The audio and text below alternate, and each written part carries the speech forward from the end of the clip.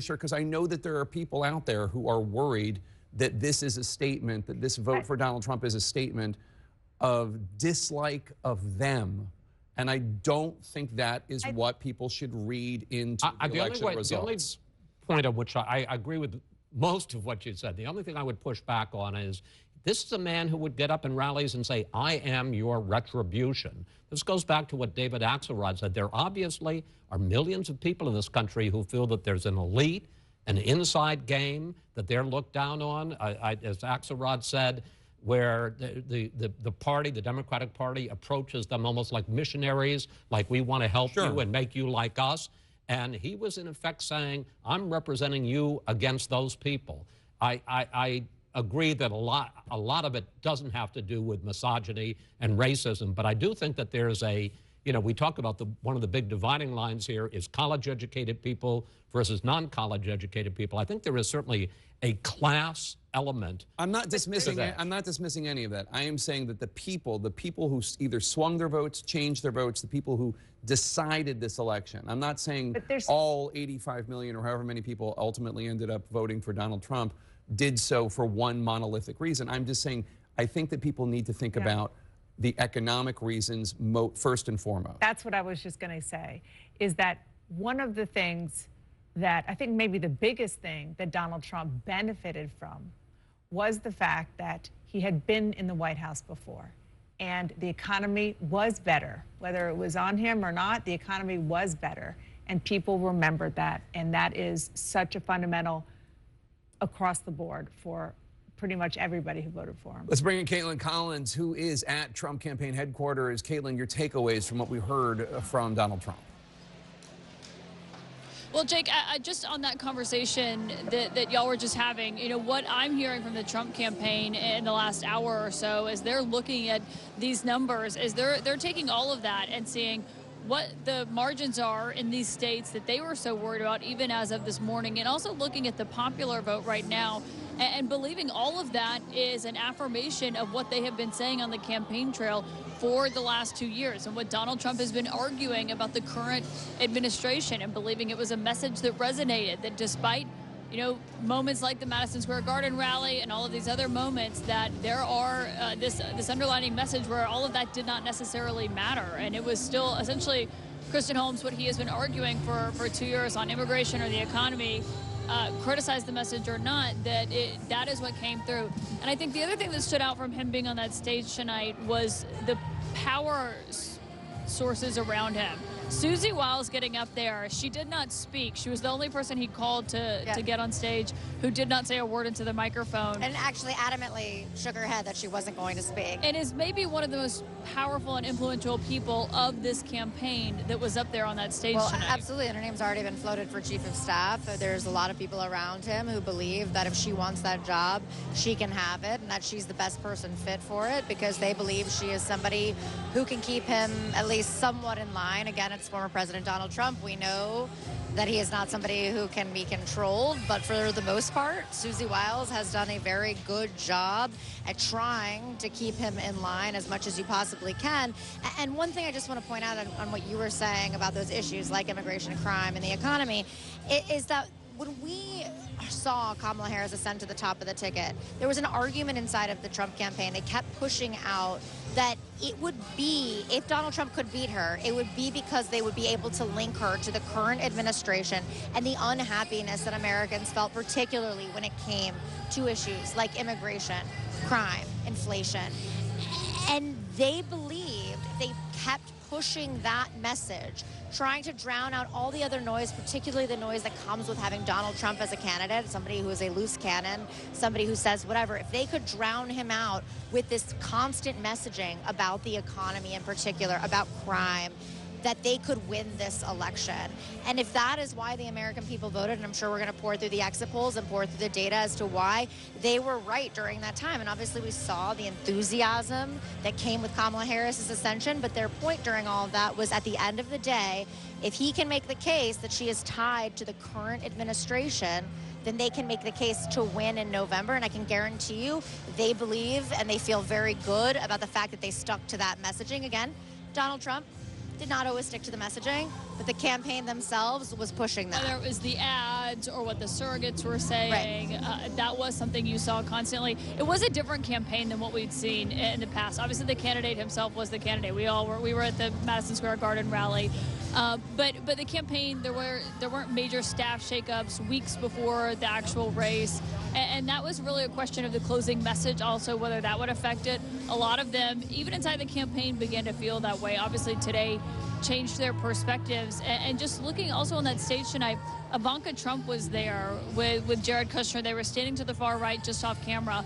That is, I believe, her first campaign trail appearance. She did not attend the trial in Manhattan. She was not at the Republican National Convention in Milwaukee. We've heard from her, but she hasn't been out on the campaign trail at all. That's right, and actually we only saw Jared once. We saw him at Donald Trump's actual announcement just about a year ago, or 2 years ago, gosh. Time flies. And 2 years ago, 2 years ago 15th, at Mar-a-Lago, but Ivanka was not there. She made that announcement shortly before Donald Trump announced that he was going to be running, that she and Jared were going to take a step back and take care of their family, and she has largely stayed out of light. Now, after his conviction, as we talked about, she was up at Trump Tower. She never came down with him. Even when he spoke, she wasn't there. She was never seen publicly with him, and there was a lot of questions about that. You know, even he brought up on the campaign trail in the last 2 days how she was there on the campaign trail with him back in 2016 and 2020. Yeah. And she had largely disappeared. It was notable that she was there today. And I was speaking to somebody earlier before the Mar-a-Lago event who said they weren't even sure she was going to show up to that Mar-a-Lago watch party. Now, obviously, everything started shifting when they started seeing those numbers coming in. But she has really taken a back seat here, and it was interesting to see her on the stage. Yeah. And Jake, obviously a moment there that J.D. Vance and Donald Trump himself summed up. J.D. Vance calling it, as he put it, the greatest political comeback ever. And Donald Trump saying that he believed that they are seeing the results that we're looking at now for a reason. Obviously, the question is what that means and what's to come. Caitlin, thanks so much. And Anderson, it is hard to think of a political comeback that is actually more significant than this one. I'm tempted to say Richard Nixon, but that really falls short of what Donald Trump has achieved. Yeah, I mean, winning not just the electoral votes, but the popular vote as well. Let's continue the discussion about just what this means, and obviously Democrats are going to be looking at this very closely about what it was why they didn't deliver. Ya, kita nantikan update terlebih lagi nanti dari CNN Internasional terkait penghitungan suara dari pemilihan Presiden Amerika Serikat. Dan kita ke informasi selanjutnya, dalam sekitar 9 tahun, mantan Presiden yang juga bisa terpilih lagi menjadi Presiden, Donald Trump telah mengubah Partai Republik di negara yang semakin terpolarisasi secara politik. Lantas bagaimanakah sepak terjang sosok yang berusaha comeback ke Gedung Putih ini? Kita simak laporan dari tim VOA dari Washington, D.C. The Fox News Decision Desk can now project that former Vice President Joe Biden has been elected President of the United States. Saat media sudah bisa memproyeksikan kemenangan Joe Biden dalam Pilpres tahun 2020, Capres petahana Donald J. Trump menolak mengaku kalah.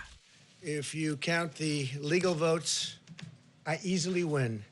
If you count the illegal votes, they can try to steal the election from us. 6 Januari 2021, Trump meminta pendukungnya menghalangi ratifikasi hasil Pilpres. Kekerasan politik yang sebelumnya tak pernah terjadi di Amerika membuat Trump dimaksudkan untuk kedua kalinya.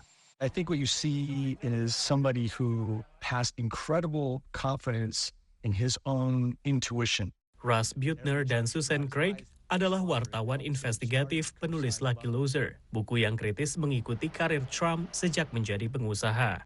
He was worth $200 million when he would talk. It was an interview he gave to the New York Times, and that grew to $1 billion when he was talking to 60 Minutes a decade later.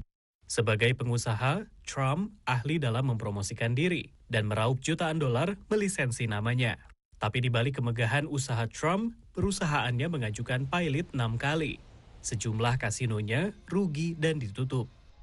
Trump baru bangkit kembali lewat reality show The Apprentice sebelum ia kembali alih karir. Ladies and gentlemen, I am officially running for President of the United States, and we are going to make our country great again. Dengan pernyataan belak-belakan, Trump menjadi calon nasionalis yang kontroversial. When Mexico sends its people, they're not sending their best. They're bringing drugs, they're bringing crime, they're rapists, and some, I assume, are good people. Sebagai presiden, Trump memilih 3 hakim agung yang akhirnya ikut membatalkan perlindungan federal terhadap hak aborsi. Jelang akhir masa jabatannya, Trump diuji pandemi COVID. Ia mempercepat pengembangan vaksin, tapi kadang mengusulkan pengobatan yang tak bisa dibuktikan secara ilmiah. Di tengah tingginya korban jiwa akibat COVID, pemilih pada November 2020 memilih Joe Biden. Selanjutnya, Trump menghadapi sejumlah dakwaan kriminal dan menjadi mantan presiden pertama yang divonis bersalah dalam kasus kriminal. Tapi popularitasnya kian meningkat dan menguat setelah 2 kali upaya percobaan pembunuhan. God has a plan for Trump, and he absolutely was spared for some purpose and reason. Sebagai penulis buku The Art of the Comeback, Donald Trump pun kini berupaya kembali ke Gedung Putih. Demikian laporan tim VOA. Dalam sistem pemilihan Presiden Amerika Serikat yang menggunakan Electoral College, dikenal swing state. Biasanya calon presiden bertarung habis-habisan di swing state ini, bukan di negara bagian yang kemungkinan besar ia akan menang atau akan kalah. Dan berikut data swing state yang kami himpun dari laman cnnindonesia.com. Swing state merupakan istilah yang merujuk pada kumpulan negara bagian yang menjadi penentu kemenangan Pilpres Amerika Serikat. Seperti yang diketahui, Pilpres Amerika Serikat dihelat dengan sistem Dewan Pemilih atau Electoral College. Dewan Pemilih inilah yang akan memilih presiden nantinya. Sejumlah negara bagian secara tradisi sudah dikuasai Partai Republik atau Demokrat. Siapapun capresnya, pilihan ini jarang berubah. Namun, ada negara bagian yang swing state daerah ini tidak punya dukungan politik yang pasti. Dengan kata lain, Dewan Pemilih di negara bagian itu belum jelas akan mendukung capres dari partai mana. Hal itulah yang membuat kontestasi Pilpres Amerika Serikat di negara bagian yang menjadi swing state menjadi cukup kuat. Dan pada Pilpres tahun ini ada 8 negara bagian yang diklaim sebagai swing state. Negara bagian ini terdiri dari Arizona, Georgia, Michigan, Wisconsin, Pennsylvania, Nevada, Minnesota, dan North Carolina. Perlu juga dicatat penentuan swing state berbeda di setiap periode Pilpres Amerika Serikat karena tergantung dengan mood dari para pemilih. Pada Pilpres 2020 misalnya hanya ada 7 negara bagian yang ditetapkan sebagai swing state, meliputi Arizona, Georgia, North Carolina, Nevada, Michigan, Wisconsin, dan Pennsylvania.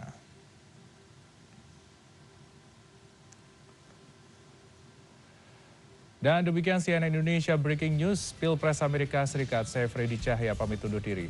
Sampai jumpa.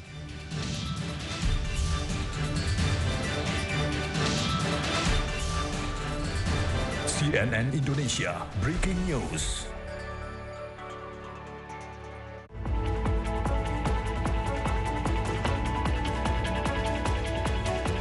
Mengutamakan kekuatan ekonomi pangan negara agraris menjadi masa depan paling strategis.